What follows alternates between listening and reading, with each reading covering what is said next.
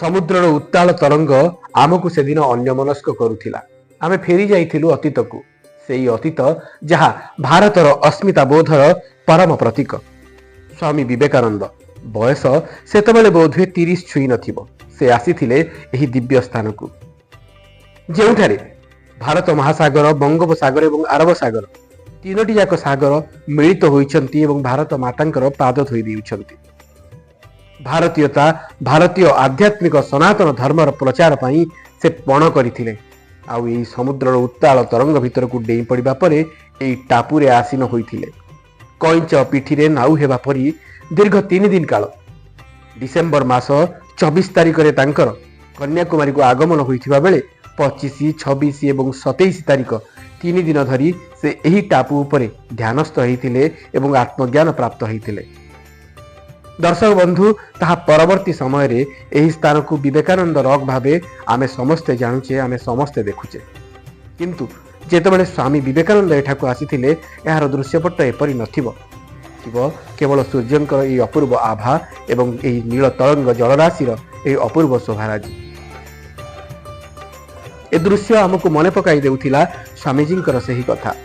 Chicago धर्म सम्मेलन को जीवा पूर्व एही स्थान तांकु पवित्र आत्मज्ञान रे अभिभूत करिथिला एवं से भारतर आध्यात्मिकता एवं सनातन धर्मर प्रचार पाई विदेश माटी रे समस्तंकु आत्मविभोर करिथिले। निजर भाषण रे संबोधन करिथिले मोर प्रिय भाई और भौणी माने, जहा सेतबेलर प्रवासी मानंकु, विदेशी मानंकु अतीव आनंद देइथिला, कारण से माने केबे एपरि संबोधन पाई नथिले।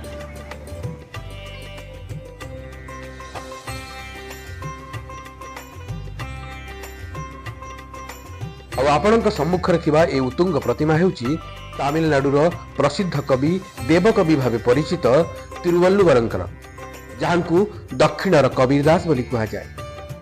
नीतिशास्त्र तिरुकुरल रचयिता हेउछन्ति तिरुवल्लुवर, जहा मनीष जीवनर नीति उपरे आधारित। एही प्रतिमा जेते तुंग, यांकर व्यक्तित्व मध्य सेतिकी तुंग।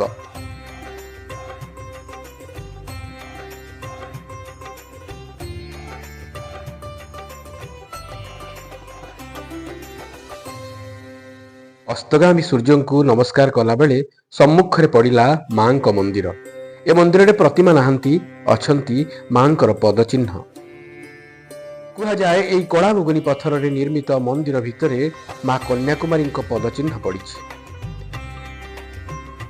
आ सेही पदचिन्ह को दर्शन करिबा परे समुद्रर उत्ताल तरंग भितरे आमे नमस्कार कलु भारतीय अस्मितार एही परम प्रतीक स्थान को।